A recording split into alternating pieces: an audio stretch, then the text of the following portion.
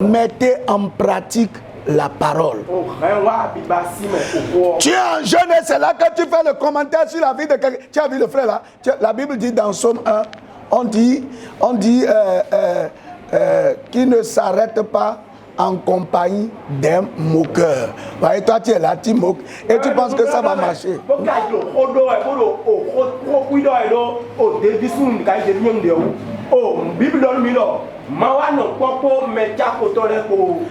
La Bible dit que votre oui soit oui et que votre non soit non. Tout ce qui s'ajoute vient du malin. Toi tu dis oui aujourd'hui, demain tu dis non. Tu dis oui aujourd'hui, demain tu dis non. Et tu dis après quand même, Seigneur, change ma situation. Oh Dieu, fais quelque chose. Non. Dieu n'écoute même pas ça là. Ne vous bornez pas à l'écouter en vous trompant par de faux raisonnements. Là, je vais vous expliquer. Pas de faux raisonnements là. Voyez, on dit non, ça là seulement Dieu va comprendre. Ce qui m'a fait là, non. Je dois le miner d'abord. Dieu va comprendre. C'est un faux raisonnement. Dieu ne comprend pas les choses comme ça. Vous comprenez? Première chose, si tu veux que ton cœur soit pur et gardé pur là, commence à faire le point. La parole de Dieu que j'écoute là, qu'est-ce que j'arrive à mettre, qu'est-ce que j'arrive à appliquer dedans, qu'est-ce que je n'arrive pas à appliquer dedans. Voilà la première chose. La deuxième chose, pour qu'un cœur soit pur, Josué 1, le verset 8. Que vous connaissez bien, vous connaissez ça très bien. Que ce livre, voilà, de la loi ne s'éloigne point de ta bouche. Et ce n'est pas s'éloigner seulement, hein. Médite-le jour et nuit pour agir fidèlement selon tout ce qui est écrit. Car c'est alors que tu auras du succès dans tes entreprises. C'est alors que tu réussiras. Mon frère, deuxième chose, il ne peut pas y avoir de jour sans que je ne sois en contact avec la parole de Dieu. Vous voyez, chaque jour, je dois dire, mais qu'est-ce que Dieu m'a dit aujourd'hui? Et ce que Dieu m'a dit là, qu'est-ce que ça me demande? Qu'est-ce que je dois faire? Comment je vais le faire? Voilà des choses que nous devrions faire.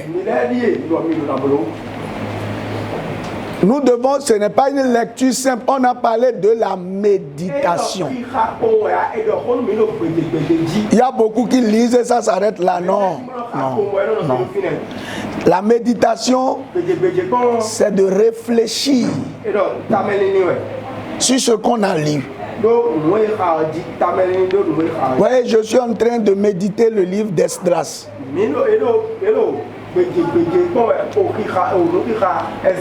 Et dans le livre d'Esdras, au chapitre 4, quelque chose s'est passé là. Vous voyez, le roi Cyrus a donné l'ordre aux enfants d'Israël d'aller rebâtir le temple.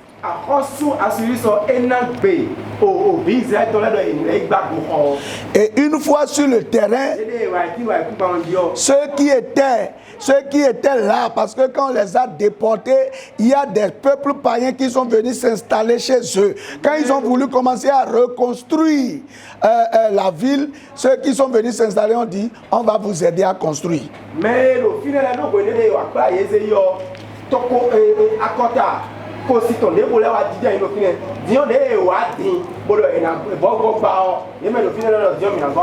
et ils ont refusé. Et quand ils ont refusé, ils ont écrit au roi pour dire, parce que le roi qui leur avait donné l'autorisation, je pense, est mort. Ils ont écrit au roi pour dire, ce peuple-là était toujours un peuple rebelle, arrêtez-le dans son ouvrage. Et on l'a arrêté.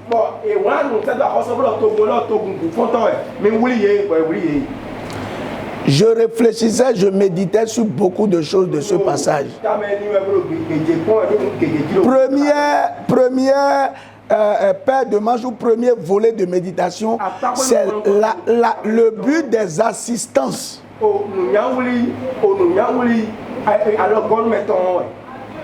Ils ont dit non, vous n'avez pas besoin de nous aider. Et ça a causé problème. Est-ce que c'est forcé qu'on aide? Donc, je réfléchissais sur les assistances. Quand quelqu'un te vient en aide là, l'idée qui est derrière, voilà comment toi tu ne peux pas savoir. Mais il faut que Dieu ouvre tes yeux. C'est une méditation. C'est une méditation. Depuis là, je réfléchis sur la méditure, sur l'implication ou l'incidence des assistances.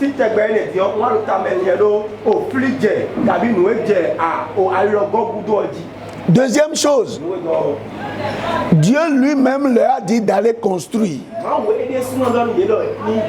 Et des hommes ont réussi à arrêter ce que Dieu a dit. Ça aussi, c'est un sujet de méditation pour moi.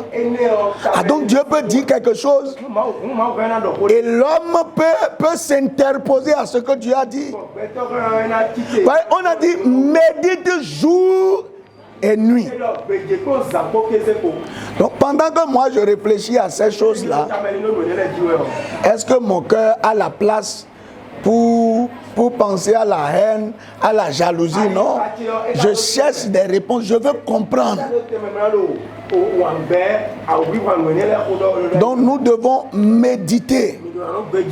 La parole de Dieu joue. Il n'y a pas de jour. Tu vois, ce que moi j'ai fait là, c'est ce que j'ai fait hier que je partage avec toi. Toi, tu as fait quoi hier? C'est indépendamment de ce qu'on est venu faire ici. Ça, c'est ma vie personnelle. C'est moi. C'est ma vie. J'ai besoin de ça pour mon équilibre dans la vie. Et toi, on a dit jour et nuit. Si tu veux garder ton cœur, tu ne peux pas ne pas mettre dans ton cœur la parole de Dieu chaque jour. Impossible. Impossible. Aujourd'hui, vous savez, vous comprenez pourquoi le diable a réussi à dompter beaucoup de chrétiens. D'abord, beaucoup ne connaissent pas la parole de Dieu. Beaucoup. Beaucoup ne connaissent pas la parole de Dieu. Jusqu'à même l'appliquer. Et quand on finit le culte quelquefois, on demande à certains, de quoi on a parlé aujourd'hui?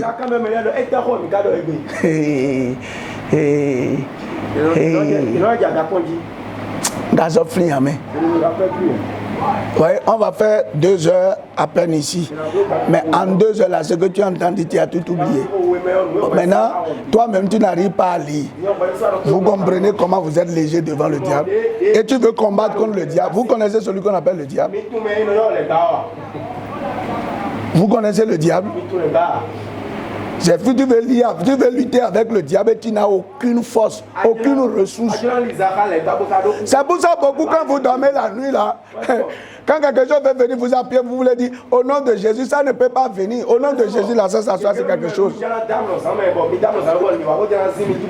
Tu es vide, tu ne pèses pas. Ta vie là n'a pas de poids. Sans la parole, ta vie n'a pas de poids. Une journée, matin jusqu'au soir, tu n'as pas gardé une seule parole que tu as médité, sur laquelle tu as réfléchi, mon frère. Et tu me dis non. Au nom de Jésus, quand on se retrouve ici, le diable rit. Cette chose-là, il rit seulement. Il dit bon, ok. Tout à l'heure, quand tu vas dormir, on va gérer le reste.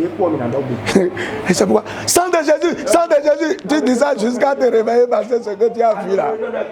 Le diable, il sait qu'il y a certaines personnes, il ne peut même pas se rapprocher dans leur sommeil. Le monsieur, il connaît la Bible, il lit, et même sur sa couche là, il est en train de parler en langue jusqu'à le sommeil l'a emporté. Le diable va passer par où? Le diable n'a qu'à venir. Méditez la parole. Méditez la parole jour et nuit. Méditer. Il faut avoir le temps de lire et de penser à cela. Maintenant, si ceux qui n'arrivent même pas à lire, quand il y a des occasions comme ça, quand on vient à l'église, on parle là, il faut bien écouter au moins et garder ça dans ton cœur. Dieu va nous aider au nom de Jésus. Troisième chose que je veux dire, c'est Matthieu 22, verset 37, puisque je vous ai dit trois choses. Qui dit ceci.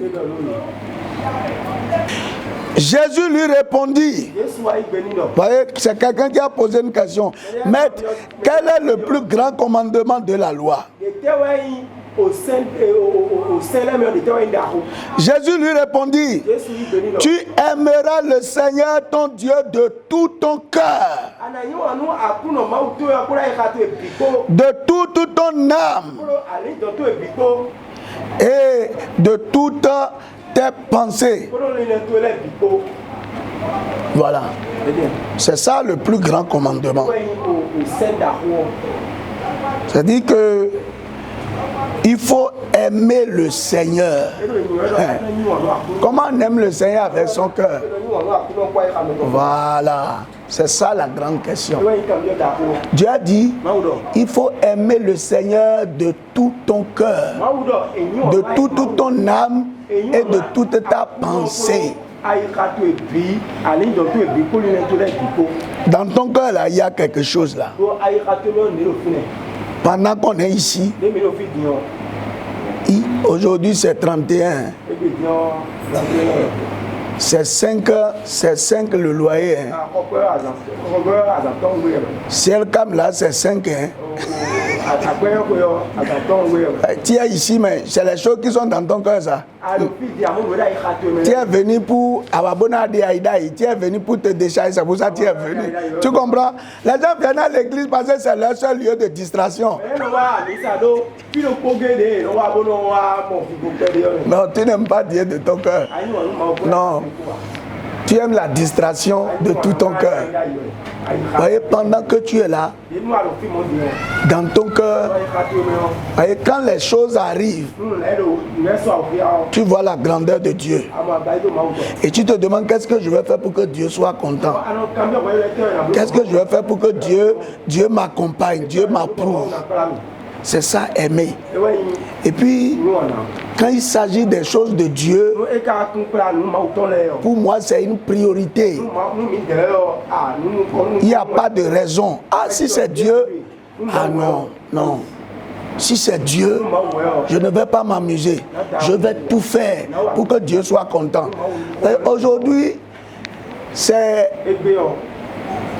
On voit les chrétiens dans des choses très simples. Quand quelqu'un veut aller au boulot, il ne veut pas aller en retard. Mais à l'église, il dit bon, et puis dimanche, je vais m'entraîner par des gars. Bon, quand il y a une école de dimanche, je serai là-bas. Voyez, quelle est la priorité que tu mets? Quel est ton état d'esprit face aux choses de Dieu? C'est ça, aimer Dieu de tout son cœur.